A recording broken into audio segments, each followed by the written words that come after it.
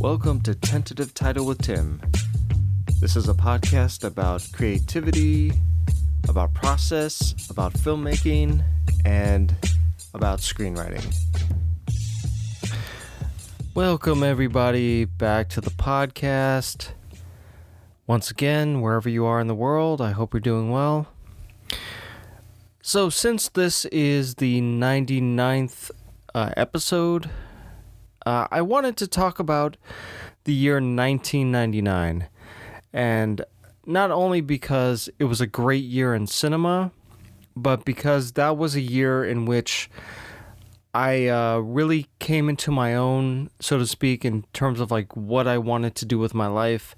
I really wanted to pursue acting and to actually, I hadn't thought about being a director or being a cinematographer. I was thinking about being a writer to a certain extent, but I didn't take it as seriously as I did acting. And so when I went to the movies, I was very fascinated by what was being released and the performances that were being delivered.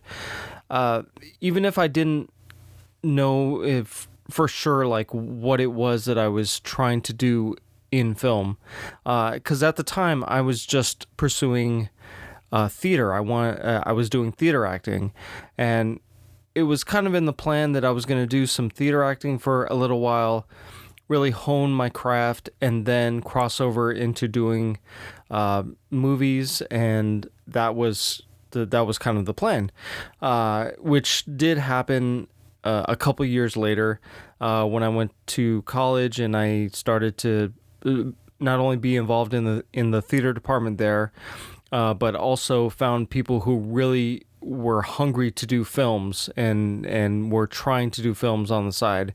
And that's where I kind of started to step my foot into not only doing theater acting, but also doing acting on film. And so with this year, I was kind of like, I guess coming of age, or like, just really trying to understand what it is I wanted to do as a creative person. And it was a great year.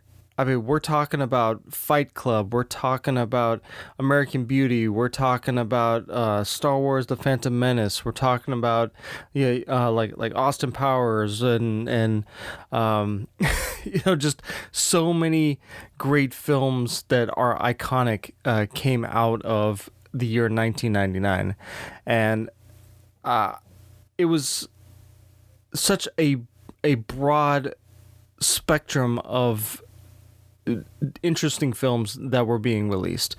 Like there was not a dull moment in 1999 when it came to what was coming out, because there was just so many different types of films coming out. They were all interesting. They were all approaching their stories in a very exciting way, and I was there for it. I was going to the movie theater a lot during this time, because I wanted to see I just wanted to see all the films that were coming out.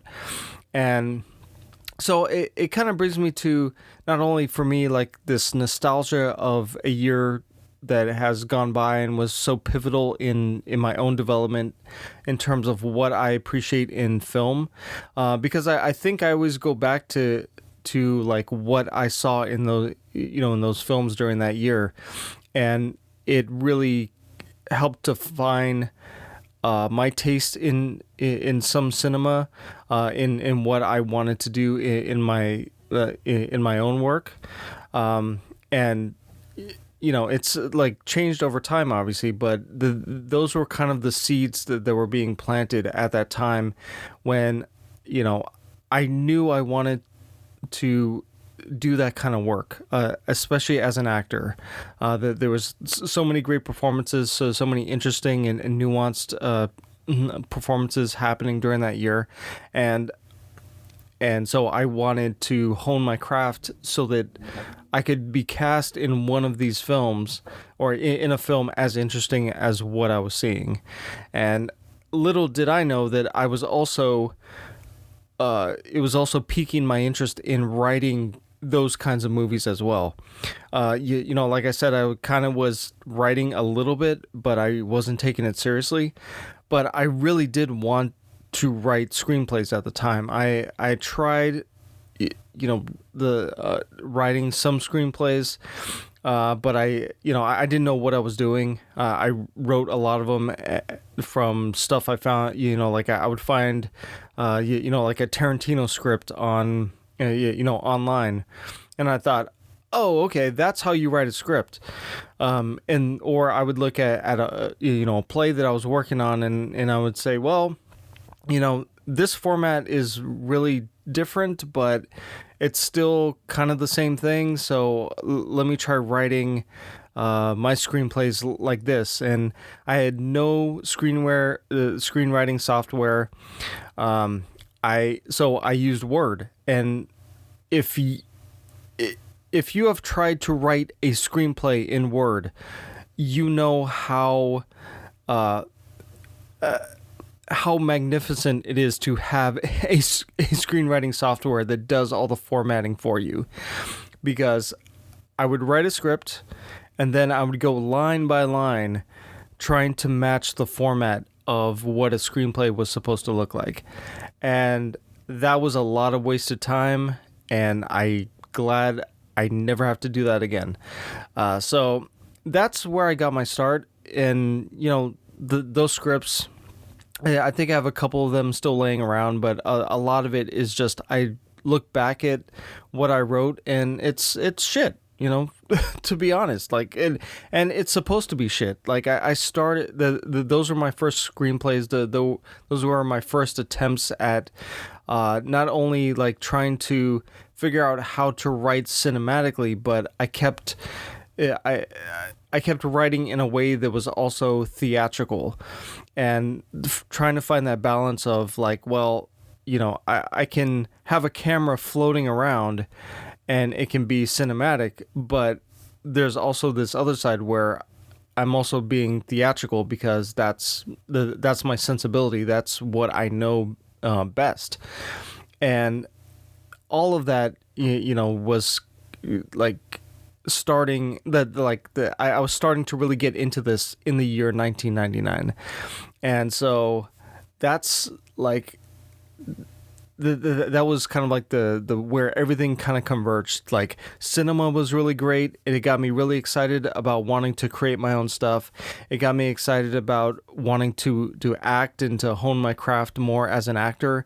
And it was just a really exciting time. And, you know, like I was just starting at you know, college, so I was just like, all right, you know, this is the time of my life where I'm going to be you know, breaking off from from my parents, and I'm gonna be able to go out on my own, and I'm gonna be an actor, and I'm gonna I'm gonna do great work, and people are gonna see me on the screen, and it's gonna be awesome. And little did I know that that's not how life works, and that's not how the business works, either. It takes a lot of work, and sometimes it doesn't pay off. And like, it might take 10, 15, 20 years before any work that you do pays off. But, at the time, I was young and dumb and was like, yeah, this can totally happen, because look, it's happening to all these other people who are getting, roles in movies, and, it's just a matter of time. And, so, not that I'm trying to say that, like, I'm not grateful that, I didn't get, the parts that I got, and I didn't learn some lessons, the hard way. 'Cause I think, the things that I learned from, screwing up were valuable lessons, and lessons that I bring with me, to this day. And I wouldn't be the same kind of person without them. So I'm getting more on the personal side, but, like, there was this independent spirit in the air during that time. Like, it was before, we had the attack on the two towers here in the United States. So there was still this this kind of optimism about about America and about the world, and or at least for me, just I was still very young, so it felt like there was this optimism. Even there was some terrible things that had happened in that year. Overall, it seemed like at least art and like movies and theater was was doing some very interesting stuff and was very exciting, and so it seemed like filmmakers could really experiment. Like there were some big swings that were being made, and they were being made through the 80s and through the early 90s, and so it was kind of coming to the close of the decade, and there was still some interesting stuff, but it was kind of like this culmination of like everything that we had gotten during the 90s was all it was just all coming to a head in in that year, and so like this huge film came out called The Matrix, and I went to go see that in the theater with my friends, and I gotta tell you, I was sitting in the theater and I was like, oh my gosh, this is a perfect mix of like of anime, of martial arts, films, of the Western, of sci-fi. Like everything about it was just exciting, and I remember walking out of that theater and just being so energized to be a part of this industry, so energized to want to make film and to make interesting stories. And I was just like, how, sign me up. Like, where do I go to make this happen? And like, I can't remember a movie that has set me on fire so much as that movie did. And later on, I'm not exactly sure like when this other film came out, but American Beauty was another film that really kind of just spoke to me. It was like this very much like a very to me, at least at the time, seemed like this very real take about a guy who's having a midlife crisis, and he's kind of like thinking about his life, and he's doing all these things to kind of like regain his youth. And at the time I was like, wow, yeah, fight the system. Like, yeah, don't don't get a day job. Don't waste your life working for a corporation. Go out and do something interesting. Like, you only have one life to live. Go and make interesting choices and claim your life. And it really kind of like spoke to me in that way, because at the time I thought, well, I have to go to school, and then I have to go to college, and then I have to go get a job, and do all these responsible things. And me as like a teenager, I'm like, no, I don't want to do that. I don't want to be locked into a future that, is guaranteed for like the next 30 years. Like, I want life to be exciting. I want to go on adventures. I want to, travel to places and have experiences.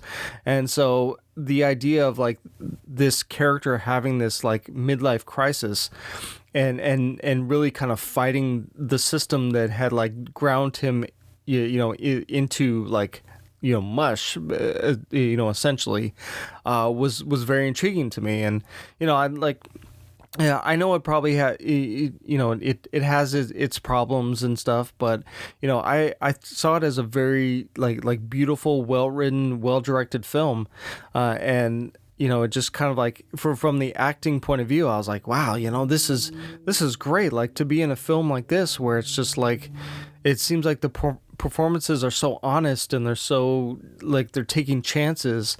I was just like, wow, I haven't I haven't seen much of this, like, in the stuff that I've watched. So that was like another one. And then, on the comedy side, there was the Austin Powers movie, and like the first one had come out a couple years earlier, and that was like really funny, even though it was like this sleeper hit that it went into theaters and it flopped. But then when it came out on video, people started to discover it, and I was one of those people. And so when the sequel came out in '99, I was very excited to see it, because the character was so interesting, and Mike Myers was so funny playing these characters. But also because of the fact that it was like the previews of it, I was like, this looks great. Like this looks like a great comedy that I gotta see. And so, and it looked like they were also taking chances from a comedy standpoint. And I was like, oh, I gotta see this. Like this looks hilarious. And for me, it was hilarious, but it was also kind of like, heartfelt in some ways, and just learning that, like Mike Myers had really based this character off of his dad, who loved James Bond, and how it was also a character that he would kind of play around with his wife. He'd like tease her and pretend like he was like this British spy, and it was just something that he kind of developed just for fun. And then his wife was like, this is a great character. Why don't you turn this into something? And so he did. And so I was really intrigued by that, by how this character was developed. And I was like, oh, if he can do it, can I do that? Can I create a character that's just as hilarious as Austin Powers and Dr. Evil? Can I do that? That would be hilarious. I would love to do that. And so that was another movie that kind of just really sparked this excitement and this creative fire for me to get going and start doing things. And then there was Star Wars. Now, Star Wars. Okay, so Star Wars: The Phantom Menace, and so there had been a lot of time. A lot of time between when Return of the Jedi came out and when 1999, when The Phantom Menace came out. We're talking about, what, 20, 30 years? It was quite a while. And all that we had was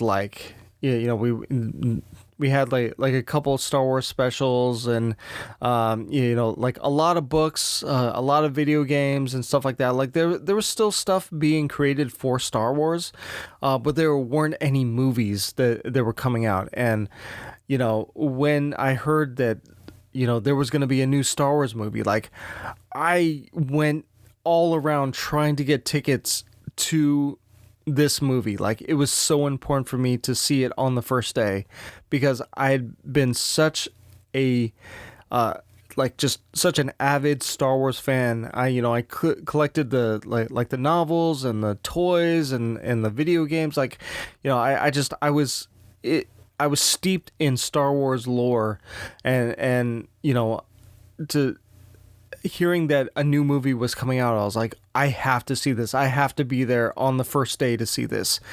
And I have to say, it was exciting to see it, but there was something lost for me, and I had to see it a couple times. But it was still exciting to know that Star Wars was back, and the hype of it all. I was into it, and it was really exciting, and that helped make that year even more of a oh my gosh, Star Wars is coming back. This is so exciting. That this is something that I've loved for decades, and now we get to see the story continued in one way or another. Even though it's a prequel, it's we're getting this expansion of the story that that we know, and it's really exciting because it's a new era. But I had to see it a couple times, because the first time around I was it didn't hit me the way that I thought it was, and I was maybe maybe I'm not as excited about Star Wars as I once was. And I saw it again. I was like, well, I feel a bit better about it, and I'm still excited about it. But I'm like, yeah, there's something a bit off. So as much as the other films really kind of like excited me, Star Wars, it still did, but it was more of a sobering moment of like, well, not, like even though we're getting something new and something in a world that we all love, it's like, it's not necessarily going to be as great as we want it to be, and it may be because we're not used to the story being told or the new characters or what, but it contributed to the great experience of the year, and so there was also Fight Club. Fight Club was a very just gritty and psychological film, and I wish I had seen it in the theater. Like I didn't get a chance to see it until in like the year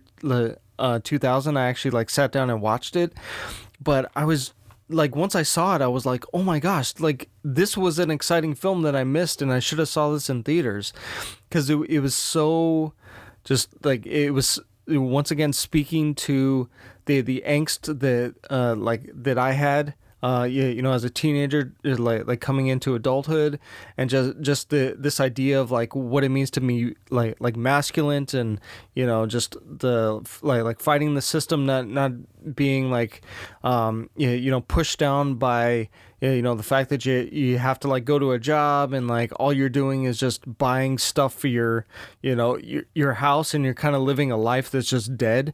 Like there was a lot of that like during the year of 99, of just breaking free of like the mundane, breaking free of the fact that like you're gonna have a job that's gonna suck, but you can live another life. You can like live a life in which you can make choices and it like have an exciting life, and that's what I wanted. I didn't want the mundane. I didn't want to be someone who was like dragged down by the just the like every day, oh, I have to go to the office and fill out forms all day. Oh, this sucks. I hate this.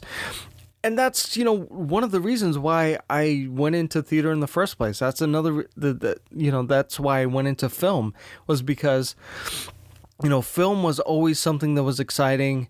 Theater is always something that's exciting, and it's always different. The every show is different. Every movie is different.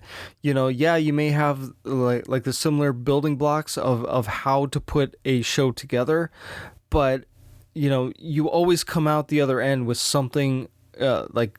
You always come out the other end with something different, and hopefully it's exciting, and hopefully it comes together. But it's this collaboration that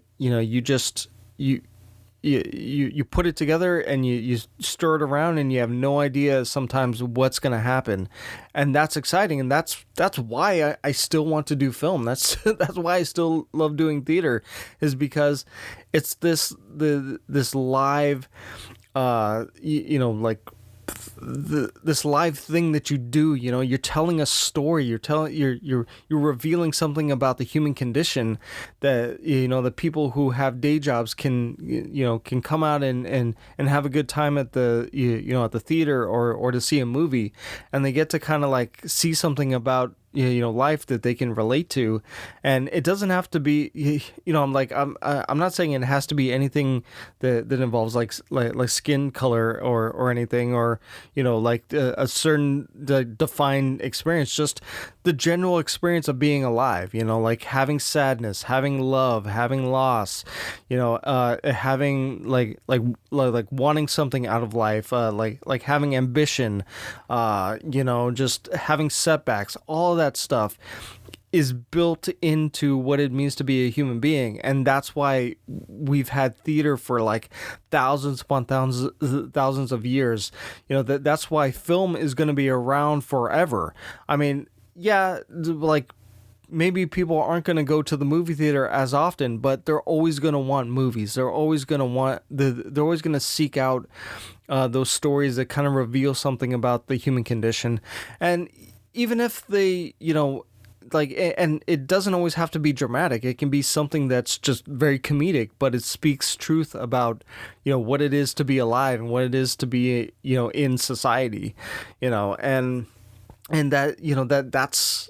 So that year, in 1999, all of that was kind of like hitting me, and I was like, yeah, I don't want to live a mundane life. I want to live a life that's exciting, that I get to do. I get to work on a lot of like different stories and always keep it interesting, because if I'm if I'm at a job that is always the same every single day, week in, week out, month in, month out, year in, year out, then what is the point?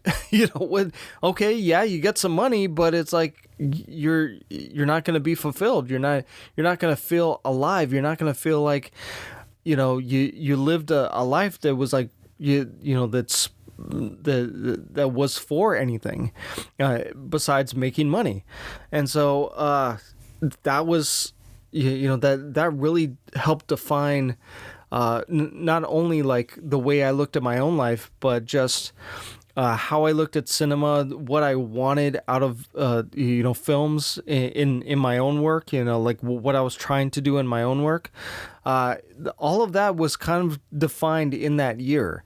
And there were some things like beforehand growing up that I really enjoyed, and there were some defining like films there, but not as much as it was in the year 1999. So guys, if I don't know when you were born, if you were around then, if you were conscious, if you were, I have no idea, but, if you remember the year 1999 and not the Prince song 1999, although that is a great song, and that was a, the whole Y2K going into 2000, and everybody was like, the world is going to end. It's 1999. It's like, no, that didn't actually happen. We're still around. But if you were around at that time and you saw some of these movies, and if that was part of defining what you loved about cinema, I want to hear about it. I send me an email.